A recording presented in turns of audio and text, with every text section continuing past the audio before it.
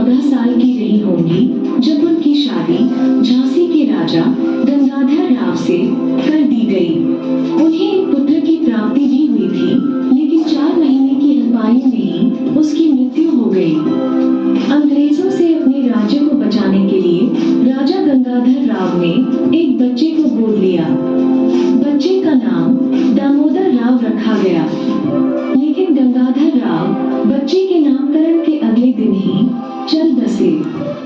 अपनी खुद की संतान न होने के कारण अंग्रेजी हुकूमत ने रानी लक्ष्मीबाई को झांसी छोड़ने का फरमान जारी कर दिया। गवर्नर जनरल लॉर्ड डलहौजी ने झांसी पर कब्जा कर लिया और रानी को गद्दी से बेदखल करने का आदेश जारी कर दिया। लेकिन स्वाभिमानी रानी ने फैसला कर लिया था कि वो अपनी झांसी अंग्रेजों को नहीं देंगी। जब अंग्रेजी दूत रानी के पास किला खाली करने का फरमान लेकर आए, तो रानी ने गरज कर कहा, मैं अपनी झांसी नहीं दूंगी। जनवरी 1858 में अंग्रेजी सेना झांसी पर कब्जा करने के लिए आगे बढ़ी। लक्ष्मीबाई युद्ध के मैदान में कूद पड़ी और उनकी सेना ने अंग्रेजों को आगे बढ़ने से रोक दिया। लड़ाई 2 हफ्तों तक चली और अंग्रेजी सेना को पीछे हटना पड़ा, लेकिन अंग्रेज बार बार दोगुनी ताकत के साथ वापस आ जाते। झांसी की सेना लड़ते लड़ते थक गई थी।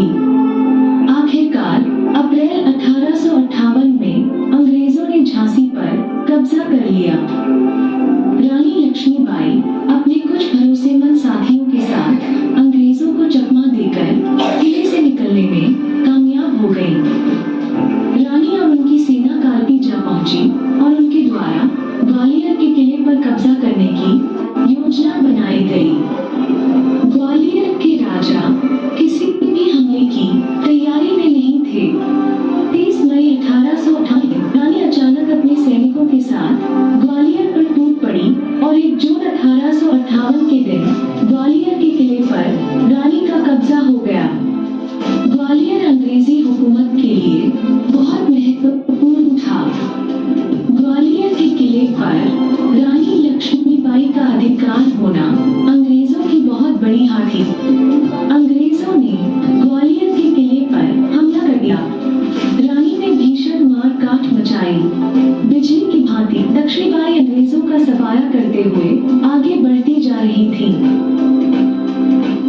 ग्वालियर की लड़ाई का दूसरा दिन था। रानी लड़ते लड़ते अंग्रेजों से चारों तरफ से घिर गई। वे एक नाले के पास आ पहुंची, जहां आगे जाने का कोई रास्ता नहीं था और उनका घोड़ा नाले को पार नहीं कर पा रहा था।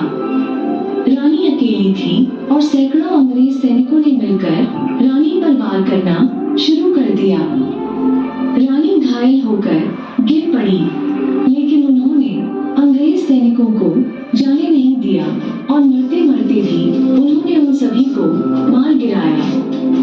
लक्ष्मीबाई नहीं चाहती थी कि उनके मरने के बाद उनके शरीर को अंग्रेज छू पाए। वहीं पास में एक साधु की कुटिया थी।